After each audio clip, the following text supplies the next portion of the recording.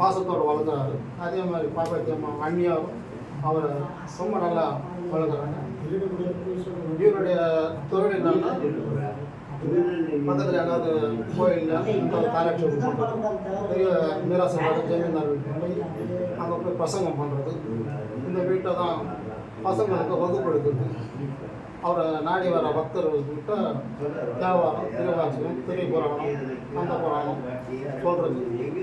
அவங்க பசங்களுக்கு வகுப்பெல்லாம் இந்த வீட்டில் தான் சொல்லிக் கொடுப்பாங்க.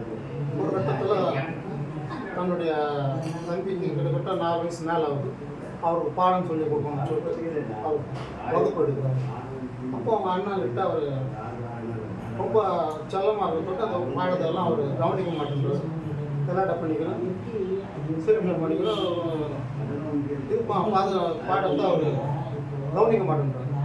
அண்ணன் பார்க்குறாரு, அண்ணனால் அவர் அடிக்க முடியல, திட்ட முடியல, கோவப்பட முடியல. ஏன்னா பாசம் அவர் தடுக்குது.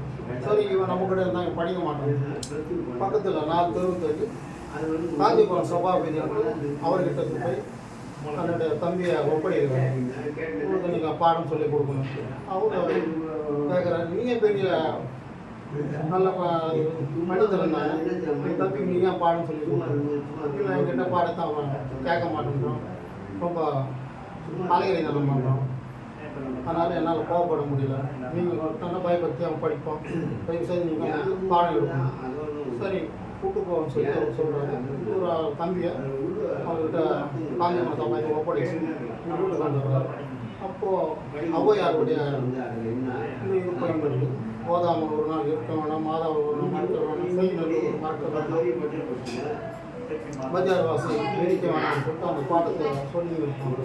மற்ற பாசம் அங்கே இருக்கிற மாணவர்கள்லாம் ஓரஸாக சொல்லி இருப்பாங்க. ஆனால் வள்ளலார் மட்டும் கண்ணு முடிஞ்சு அந்த கை கட்டிட்டு கம்முன்னு இருப்பாங்க.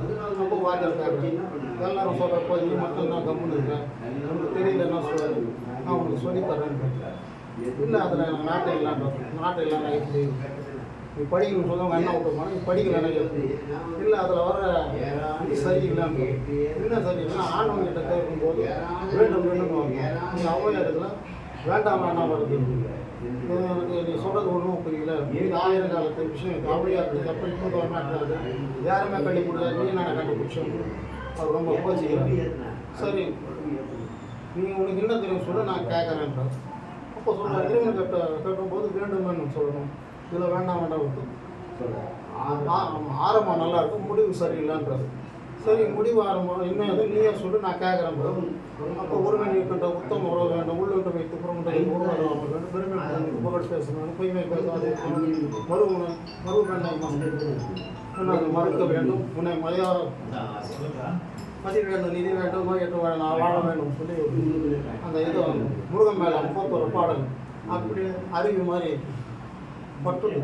பார்த்தீங்கன்னா அவருக்கு ஆச்சரியம் வருது, இவனுக்கு பாடம் சொல்லி கொடுத்த தகுதி நமக்கு இல்லைன்னு சொல்லிட்டு போய் உட்காருன்னு சொல்லிடுறாங்க.